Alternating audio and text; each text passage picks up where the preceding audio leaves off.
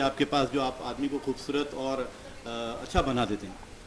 ऐसा कुछ नहीं होता है कि अगर आप दिल से और अच्छे तरीके से काम करते हैं, जो हमारी रिक्वायरमेंट होती है अकॉर्डिंग टू स्किन या हेयर, तो आप अच्छे से काम करते हैं और थोड़ा सा आपको समझ आ जाती है कि पेनिट्रेशन क्या है और किस तरीके से प्रोडक्ट को हम पेनिट्रेट कर सकते हैं।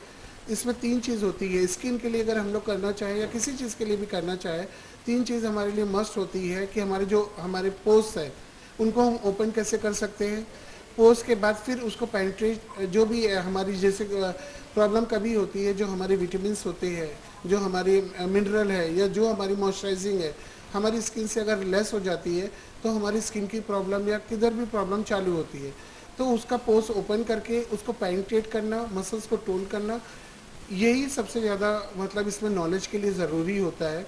कोई भी इंसान अगर इसकी तीन नॉलेज ले लेता है तो वो अच्छे से वर्क कर सकता है और इसका रिज़ल्ट अच्छे टाइम तक दिखा सकता है।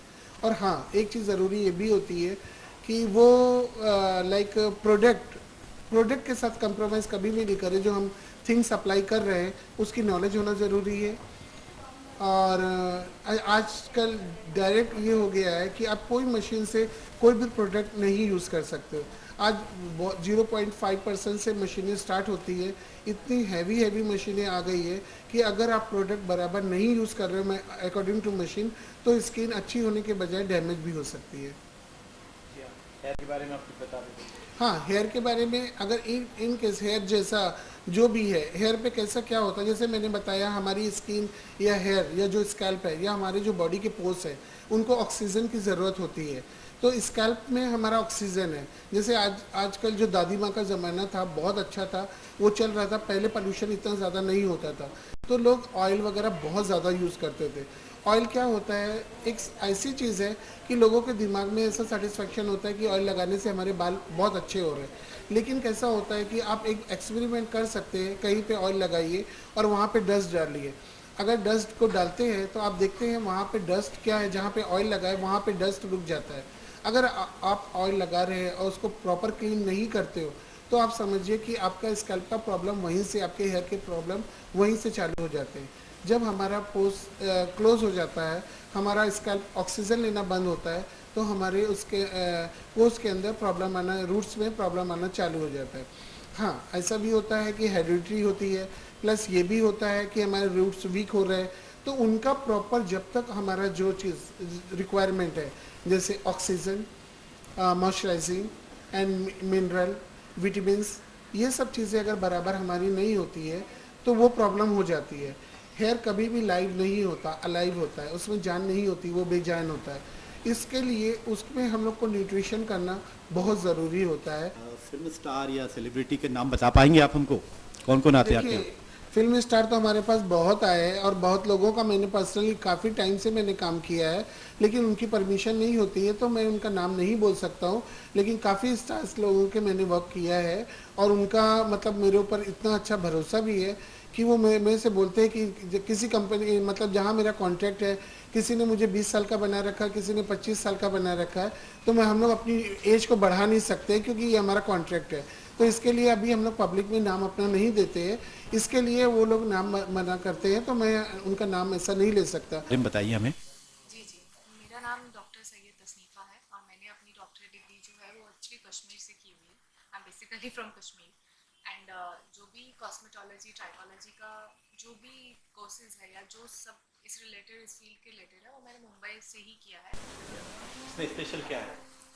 सी कॉस्मेटोलॉजी और प्रॉपर स्किन ट्रीटमेंट में बहुत डिफरेंस होता है। अभी हम लोग कैसा होता है मेडिसिन प्रिस्क्राइब करते हैं तो कुछ हद तक हमें कुछ रिजल्ट्स मिलते हैं, लेकिन यूजुअली जब हम कॉस्मेटिक ट्रीटमेंट्स पर जाते हैं, वी हैव मशीन्स, हमारे पास लेजर्स है, तो हमें पता है हमें कितना डीपली क्या चीज़ पेनिट्रेट करना है। कभी कभी कोई डिजीजेज होती है, नॉर्मल कॉमनली अगर हम बात करें जैसे कि पिगमेंटेशन है जो आजकल की लेडीज़ की सबसे बड़ी प्रॉब्लम है, तो यूजुअली उसको ट्रीट करने के लिए मेडिसिन हार्डली कोई वर्क कर पाती है। अगर आप पीछे जाएं और देखें जब कॉस्मेटिक इंडस्ट्री नहीं थी तो कैसा था कि मेडिसिन खा खा के औरतें थक जाती थी, but it is because of hormonal changes, ladies after 30-25 calcium की कमी हो जाती है, बहुत सारी ऐसी चीज़ें क्रिएट हो जाती है जिसकी वजह से पिगमेंटेशन आपके स्किन पर आती ही आती है। तो यूजुअली अगर हम कॉम्बो ट्रीटमेंट करते हैं, मेडिसिन वर्क करेंगी अपना, बट कॉस्मेटिक ट्रीटमेंट से हम स्किन की लेयर्स तक जा सकते हैं। जैसे कि हमारा फर्स्ट सेकेंड हमारी 7 लेयर्स ऑफ स्किन है, तो 4th to 5th लेयर में हमारी पिगमेंटेशन रहती है। जब तक हम उस 4th to 5th लेयर में नहीं जाएंगे तो ऑब्वियसली तब तक we can treat that pigmentation. It will be same as such, शायद कुछ टाइम के लिए लाइट लगे with the help of the medication, but later on वो वापस आ जाएगी। इसी तरीके से बाकी सब ट्रीटमेंट्स रहते हैं जो कि लेडीज में मेनली प्रोन है, और वो with the help of the cosmetic treatments आपको बहुत ज़्यादा हेल्प आउट करते हैं। तो इसलिए मुझे ऐसा फील हुआ कि definitely I am a doctor, but into the cosmetic industry I can explore my self मोर। हमारे दर्शकों को बताइए कॉस्मेटिक और हर्बल में क्या अंतर है? कॉस्मेटिक ट्रीटमेंट जो रहते हैं वो usually with the help of the machinery treatments रहते हैं।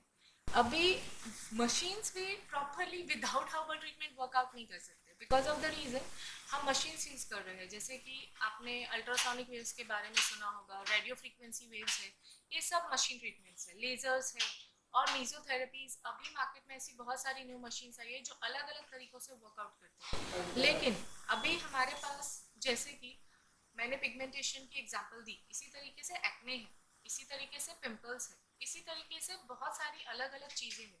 अभी जो एक्ने के लिए मुझे मेडिसिन चाहिए वो, और जो पिगमेंटेशन के लिए मेडिसिन चाहिए, दो डिफरेंट मेडिकेशंस है। वो मुझे थ्रू हर्बल प्रोडक्ट्स ही मशीन के थ्रू पेनिट्रेट करना है, देन ओनली मैं क्लाइंट को रिजल्ट दे पाऊंगी। अगर मैं वो कॉम्बो नहीं देती हूँ, अगर मैं हर्बल को उसके साथ नहीं मिलाऊंगी, खाली मशीन घिसती रहूंगी पेशेंट पर, तो डेफिनेटली वो रिजल्ट्स उसको नहीं मिलेंगे जो जिसकी वो मुझसे उम्मीद रख रहा है।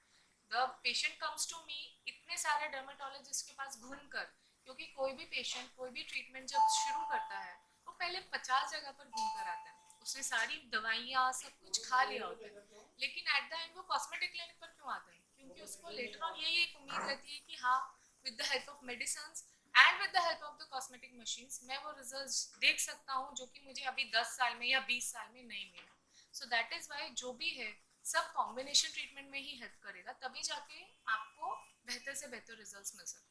Hi, I'm Karishma and I'm the business consultant for KBC. We are doing business development for KBC.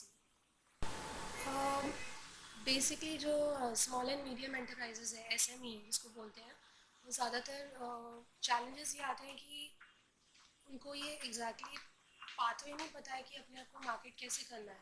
उनका प्रोडक्ट अमेजिंग है लेकिन उनको किसी ने ये बताया नहीं बैठ कर के कि मार्केटिंग कैसे करनी चाहिए। तो सिंस KBC का हमने फुल डेवलपमेंट हम कर रहे हैं, तो हमने इसकी स्ट्रैटेजी इस तरह से बनाई है कि हम वेरियस मीडिया में सब में उनको एक प्लेटफॉर्म देना चाहते हैं, जैसे लोगों को ज़्यादा से ज़्यादा लोगों को पता चले कि ऐसा एक कंपनी है जो उनके लिए, उनके स्किन और हेयर के लिए कुछ बहुत अच्छा माइलस्टोन क्रिएट कर सकते हैं। मेरा नाम राजकुमार सिंह है। तो हमें एक आइडिया है कि एक जो स्मॉल स्केल इंडस्ट्री है उसको क्या चीज़ की कमी होती है। देखिए, बड़ी कंपनी है, जैसे कि आप देखेंगे कि बहुत सारी कंपनी छोटा सा प्रोडक्ट बनाती है, शैम्पू, लेकिन वो हर 4 सेकंड में ऐड डालती है टीवी में। मीन्स उसके पास पैसा है, उसके पास इन्वेस्टर है और वो अपने आप को बहुत एक्सप्लोर कर सकती है, एक्सपोज कर सकती है। मोस्ट इंपॉर्टेंट थिंग कि प्रोडक्ट की लॉयल्टी। इनकी प्रोडक्ट की लॉयल्टी ये है कि दूसरी कंपनियां मार्केट करती है अपने प्रोडक्ट को। आप KBC के कोई भी प्रोडक्ट मार्केट में नहीं देखेंगे, क्योंकि ये बड़े पर्सनलाइज होते हैं और ये कस्टमर बेस्ड होते हैं कि जो क्लाइंट, जो पेशेंट को जिस तरह से यूज़ करना है, जो उसकी यूटिलिटी है, मतलब जो उसकी रिक्वायरमेंट है, उसके हिसाब से प्रोडक्ट मैन्युफैक्चरिंग होता है। और ये चूंकि पर्सनलाइज होता है, इसके रिजल्ट की गारंटी होती है।